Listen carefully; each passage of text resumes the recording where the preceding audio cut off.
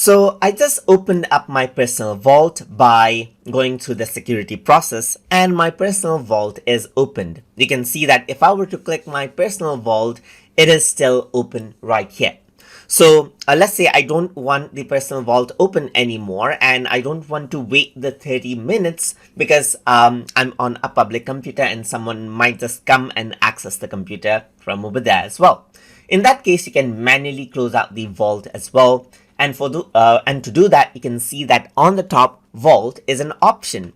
Even if you were on the home page right here, you can see vault option pops up right here if the personal vault is open. And you can also see by the icon that it is open right here.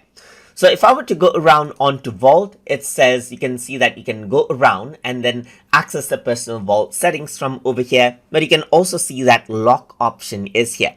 So if I were to go around and click on lock, then what happens is that it simply goes around and locks out the vault right here.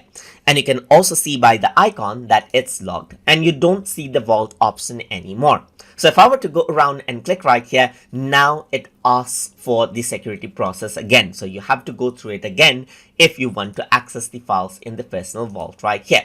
And that is how you can manually close out the personal vault without having to wait the 30 seconds inside of Microsoft OneDrive to keep your files secure manually. So I hope you guys learned something as always. And as always, please like, comment, share, and subscribe.